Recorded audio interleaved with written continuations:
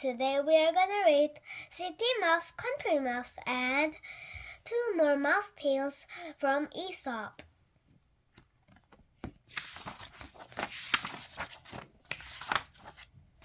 Once upon a time, a city mouse went to visit his cousin in the country.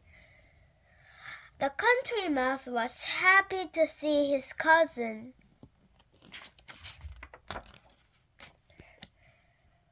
The country mouse did not find food, but he was happy to share what he had with the city mouse. The city mouse turned up his nose at the country food, and he invited his cousin to have dinner with him in the city.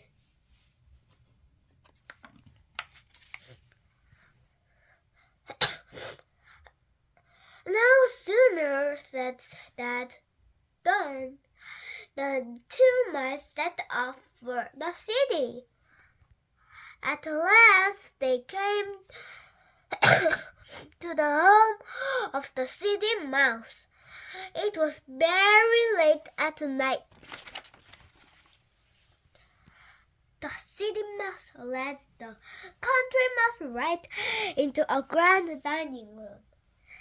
The leftovers of a fine feast were still on the table.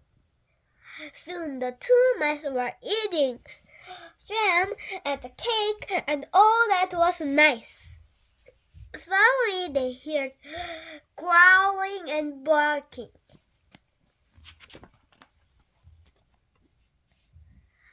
All at once the door flew open and in came the two huge dogs. Both mice ran for their lives. The country mouse made up his mind to go back to the country that very night.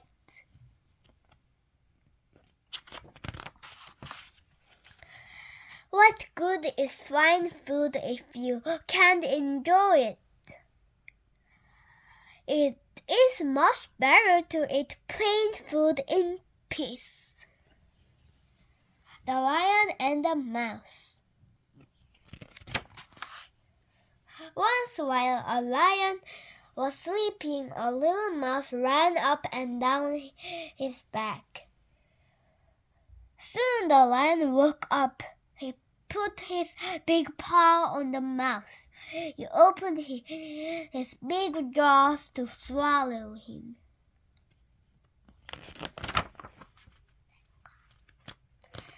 The mouse begged the lion to let him go.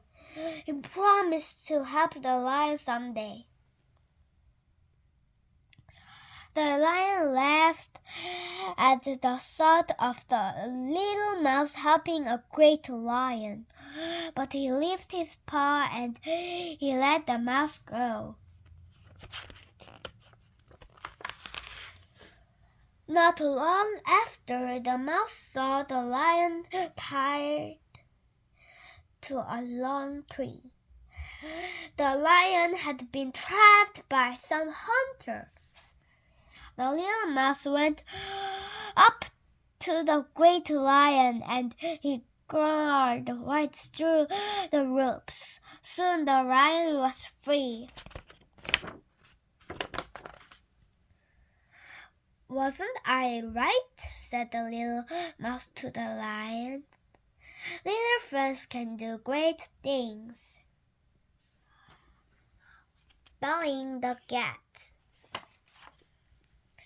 Long ago, the mice had a meeting to talk about their auntie, the cat.